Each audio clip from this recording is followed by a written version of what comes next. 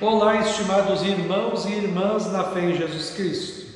Nós iniciamos este momento devocional em nome de Deus Pai, Filho e Espírito Santo. Amém. Façamos oração.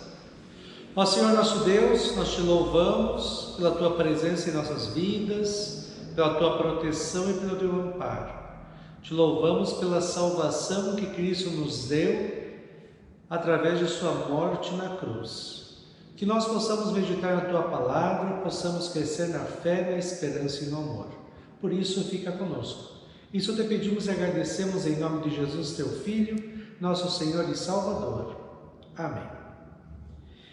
Que a graça, a paz e o amor daquele que veio, daquele que vem e daquele que virá em glória, Jesus Cristo, nosso Senhor e Salvador, permaneça hoje e para sempre com todos vocês. Amém. Estimado irmão e irmã, eu fico imaginando o que o povo de Jericó pensou quando soube que as águas do Rio Jordão foram represadas e formaram um grande muro para que o povo de Deus passasse em terra seca pelo seu meio. Jericó, sem dúvida, era uma cidade super protegida até para os nossos dias. Havia 2 muros que protegiam a cidade, de uns 2 metros de largura. Pessoas construíram suas casas em cima dos muros, como a prostituta Raabe. Jericó era considerada uma cidade intransponível, invencível. Mas o povo dentro estava com muito medo. Além de tudo que já tinha ouvido, agora estava vendo o que Deus estava fazendo pelo seu povo quando abriu o Jordão. Josué 5:1 diz que o povo de Jericó desanimou e perdeu a coragem de enfrentar os israelitas. Temos de lembrar que o povo de Deus aqui não é como uma igreja. Ele era uma nação que estava tomando posse de terras onde outras nações habitavam. Por isso, haveriam guerras, mortes e destruição.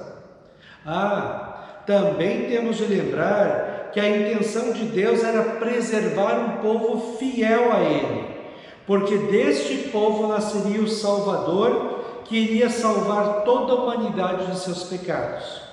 Por isso, Deus não queria que ficasse ninguém dos povos que adoravam outros deuses e habitavam na terra, porque com certeza, fatalmente, iriam desviar o povo de Deus de sua fé e eles abandonariam a Deus e colocariam a salvação da humanidade toda em perigo.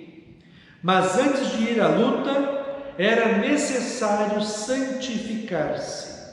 Aqui esta preparação da alma para a guerra envolvia o recebimento da marca da aliança que Deus fez com o seu povo, a circuncisão.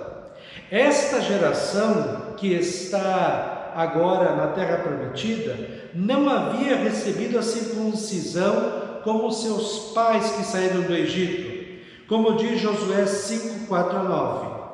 Então Josué fez facas de pedra e circuncidou os filhos de Israel em Gibeate Aralote. Foi esta a razão por que Josué os circuncidou. Todo o povo que tinha saído do Egito, os homens, todos os homens de guerra, tinham morrido pelo caminho no deserto, porque todo o povo que saiu do Egito estava circuncidado. Mas nenhum deles que havia nascido no deserto pelo caminho, depois de terem saído do Egito, haviam circuncidado. Porque os filhos de Israel andaram 40 anos pelo deserto, até desaparecer toda a nação, a saber, os homens de guerra que saíram do Egito, que não obedeceram à voz do Senhor, aos quais o Senhor tinha jurado que não lhes deixaria ver a terra que o Senhor, sob juramento, prometeu dar a seus pais, terra que mana leite e mel. Porém, em seu lugar pôs os filhos deles, e a este Josué circuncidou circuncidou. Estavam incircuncisos porque não os circuncidaram pelo caminho. Depois que toda a nação foi circuncidada, ficaram no seu lugar no arraial, até que sararam. Então o Senhor disse a Josué: hoje removi de vocês a vergonha do Egito. Por isso aquele lugar foi chamado de Gilgal até o dia de hoje. Também antes da guerra, ali em Gilgal, eles celebraram novamente a Páscoa, só que desta vez com grãos de trigo colhidos na própria terra que estavam, a terra prometida. Diz Josué 5,12: um dia depois de terem comido o produto da terra, o maná cessou, e os filhos de Israel não mais o tiveram, mas naquele ano comeram do que foi colhido na terra de Canaã. Estimado irmão e irmã, antes de qualquer coisa importante que o povo de Deus devia fazer, eles deveriam se consagrar a Deus, purificar os seus pecados pelo arrependimento e pela fé, e adorar a Deus. Isso fazia que eles entendessem que tudo na vida dependia das bênçãos de Deus. Lembram que antes de saírem do Egito, celebraram a Páscoa. Agora, antes do início da tomada da terra prometida, eles celebram novamente a Páscoa. Que lição de vida para os dias de hoje! Vivemos na correria do dia a dia, tendo de dar conta de fazer muitas coisas e ao mesmo tempo e com rapidez. Temos tantos afazeres e tantas responsabilidades, e muitos cristãos esqueceram de se consagrar dia a dia a Deus, pela oração e pela meditação da palavra de Deus. Você lembra o Salmo 127? Se o Senhor não edificar a casa, em vão trabalham os que a edificam.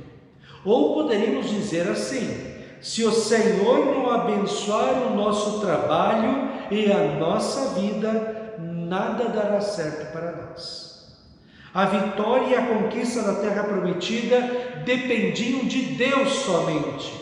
Ele é que iria lutar por e com o povo de Deus. Ele que iria dar as vitórias. Jesus Cristo conquistou para você e para mim a maior vitória, a salvação. Nós somos salvos e vamos para o céu porque Cristo nos amou e se entregou à morte para pagar os nossos pecados. Ele lutou por nós, venceu o pecado, o diabo e o inferno. E Ele quer continuar a lutar por nós em nossas lutas diárias. Mas Ele espera que nós, em primeiro lugar, nos consagremos ao Senhor diariamente, pela oração e meditação da palavra de Deus. Jesus já dizia em Mateus 6,33: busquem em primeiro lugar o reino de Deus e a sua justiça, e todas as outras coisas lhes serão acrescentadas. Amém. Façamos a oração. Ó Senhor nosso Deus, nós te agradecemos pela salvação que Tu nos dás através de Jesus Cristo. Nós te agradecemos por todas as bênçãos que Tu derramas sobre nós e nossas famílias. Nós te agradecemos também porque nós não estamos sozinhos neste mundo. Tu estás conosco. E Tu estás conosco na Tua palavra, nos orientando, mostrando o caminho certo que devemos andar.